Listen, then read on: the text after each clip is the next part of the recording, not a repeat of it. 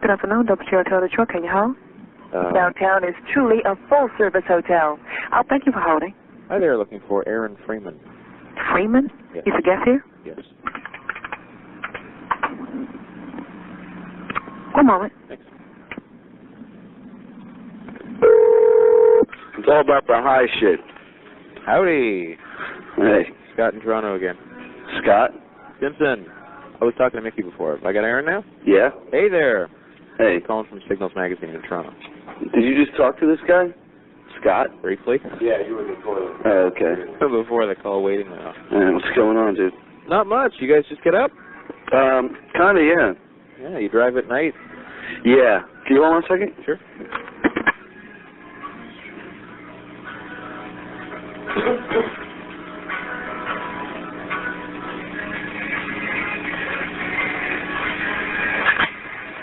Hello? Morning. Hey. Makes the hotel seem like a bit of an afterthought if you don't arrive there till about noon. Yeah, it's well appreciated, though. That's for sure. Does it give you a chance to kick back and relax, I guess? Basically, yeah. Cleanse. Clean. So after months of putting it off, I finally got your latest album, and I think it's pretty cool. Thanks. I'd have a hard time convincing anybody it's the same band that did stuff like The Stallion, but that's just how things go sometimes, I guess. Right. What did Warner think about you guys wanting to do a country record? They didn't really know until it was finished. And then we handed it in. Were they kind of stunned? Did they know what to do? Yeah, sure they were, but they handled it well. What's in the works for the next time round? Actually, we have a record finished. Oh, really? Yeah, it's being mixed. Any particular style on that, or is it back to good old stuff? Yeah, it's just back to the egg. Any projected release date on that, or anything like that? Yeah, hopefully in the spring, I would say. Any of the title or anything? No. We're just going to call it Ween. Ooh, self-titled. Yeah. Self-titled, yeah. There's 6 self-titled records. Getting cocky with yourself now, putting out a just calling it Ween, that's all you got to call it. Sure. It's been, 6 or 7 years now since your first record? Yeah. About 6 years. You still living that same lifestyle, the heavy drug lifestyle? The what? The heavy drug lifestyle? My heavy what lifestyle? Drug lifestyle? No. No? No. Sort of calmed down a little? Not after the big bust in '92. Oh, what happened there? There's no big drug lifestyle anymore. I can't talk about it. No? It's pretty ugly. I bet.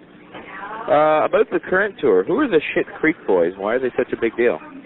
They're basically the guys from Nashville that we picked up for the tour. And it's Bobby Ogden, who actually plays on the record, and a few other guys, pedal steel player, a second guitar player, and a fiddle player. And we call them the Shit Creek Boys. So basically, we're out touring in support of this country record. Back when you first started touring, it was just the two of you, and now you've got, 12 guys going around with you? There's about 8 of us on stage, yeah. Does that cut down your paycheck any? Yeah. You don't make any money from touring, ever. It depends on how much you go into the hole. Is it all in the merchandising? No, not really. Not even. Touring's a pretty losing proposition. I understand you don't really enjoy touring that much except for when you're up on stage. That's pretty much it, yeah. Is that a pretty universal sentiment, I guess? Yeah. Any songs you can't or won't do live? Not really. We're dabbling in all kinds of stuff on this tour. Rumors are that you guys hang out on the internet from time to time. Any truth to that? Yeah. Where do you lurk? We're both wired in. Everywhere. Where would somebody be most likely to find you? Or do you cruise the web? Or do you I guess we have a Ween chat line on IRC. So you should check that out sometime. Went there last night. There's only one guy there. Was it like Brago or something? That's exactly who it was. He's always there, yeah. Yeah, he says, I asked him for any tips on interviewing you. He said, just tell him about yourself. Just keep talking about yourself. He says he really goes for that shit. Oh, God. Yeah, no, I mean, when we're home, we're always on. Around midnight or 11. So when I was on work, go online and geek a little bit. Yeah, that's pretty much, I mean, you know, and you can check out the Ween websites, the Bob Orr homepage. So what's this I hear about the Muhammad Ali portion of Powder Blue being something rare? Yeah, well, do you have it up there? Do you have it on your... I do. On the Canadian? Yeah, I picked it up last night, and it was there. And I remember when I was reading online, hearing that it was something unusual. Yeah, well, it's not in America, but it was supposed to not be there. We asked, before the record came out, we asked Muhammad Ali's estate if we could put it on, and he said no. So we went back and forth like a million times, and he still said no, so we actually yanked it off the record. But so then we went and remastered the record without Muhammad Ali on it. But Elektra had the other version, and they put it out anyway. Yeah. You know what I'm saying? They basically fucked up and put it out. And economically, they can't recall all of them either. No, and they're not really even worried about it. And no one's been sued, so it's fine. It's great. It's great for us. It's great. Slipped through the cracks. Now that you have all these more resources available, does it change the way you write and record stuff? What's that? Now that you have more resources available, bigger studios, and the ability to bring in extra musicians and stuff, does it change the way you write and record things much? Yeah, I'd say so. I'd say recording-wise, sure. For Sure. I mean, it's great. You know, you do. We have more resources, and when you go from 4-track to like 16-track, you're going to use more stuff, and you're going to do different things. Absolutely. Writing-wise, I don't think so. How do you end up usually writing your songs? Just sitting down, the two of you? And... Either doing that or coming up with something in the studio. I understand you guys don't like They Might Be Giants. No, not really. Can't says I do. A little too smart college boy for me. Was never really into smart college boy music. So has the record company ever offered you a tour with some band you absolutely hated? A tour with some band that we've absolutely hated? That's an interesting question. Not really. I think they know a little better than that. We've been offered tours with other bands, but not with anybody we've really hated. I mean, we did that tour with Foo Fighters like 5 months ago, and we really liked those guys, so it was fun. They offered us a tour with Beck, and we politely and respectfully declined. Oh, I thought you were really into Beck. I like Beck. I wouldn't want to. We don't really like opening too much for people. It's something that we've never really done, and it's something that we're not going to start doing. Hey, if you can avoid it, why bother? Yeah, I think we're a little different than that. Our whole trip. It's better to experience like at least an hour and a half of us. Sure. Live. And certainly not in a stadium setting. Well, no, a stadium setting would be fine if we were headlining, you know, which might happen someday, who knows. But for now, I mean, you know, 40 minutes in front of Beck isn't really where it's at. It seems like everybody... There's nobody really out there that I like enough to do that with. Anybody you'd like to tour with and have open for you? Yeah, I think we're gonna try to join the Marilyn Manson tour. Actually, I think that's the new concept here. Oh yeah. Is that after this big leg that you're doing now? No, I don't know. We're probably just gonna chill at the end of this tour. And let them put out the record. Yeah, we actually have a band called Do-Rag opening for us right now. Oh yeah. Yeah. Are they coming to town tomorrow night? No, unfortunately, they had some problems in Canada. Oh really? That's all they would tell us. They can't. They're like they can get in, but they can't get back out, or something stupid like that. Any opening act in Toronto that you know of? No, probably just the club. Last time you had some opener that just stunk. What's that? Last time you were in Toronto, you had some opener that just stunk. Yeah, well, usually 99% of the openers stink because it's just stupid fucking club people that think that, like, you know. I don't think they try to find like a They Might Be Giants type band. Yeah, so not only are they like not They Might Be Giants, they're like worse than They Might Be Giants, which is really hard to imagine. I saw They Might Be Giants opening for Hootie and the Blowfish last week. I mean, there's a mismatch. For Hootie and the Blowfish? Yeah.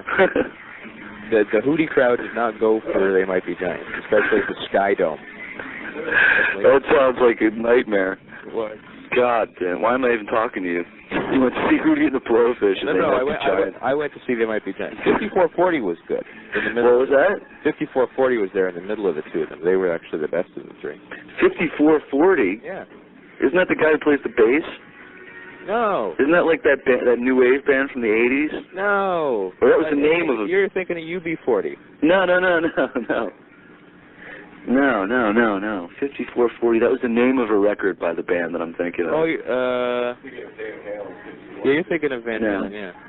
No, 5440. No, I know what I'm talking about. Vancouver. They're, they've been around for years now. The lead singer doesn't play bass? No, he doesn't play bass. He plays guitar sometimes. Yeah. I don't know if they're big in the States. All right, we'll drop it. Seems like everybody's been doing records for soundtracks lately. Yeah, Athlete's Foot, I think. Yeah. That seems to be the big thing. You guys were in It's Pat, weren't you? Yeah. Anything more to come? Anything like that? Any soundtracks? You going to jump on that bandwagon? Haven't really been offered anything.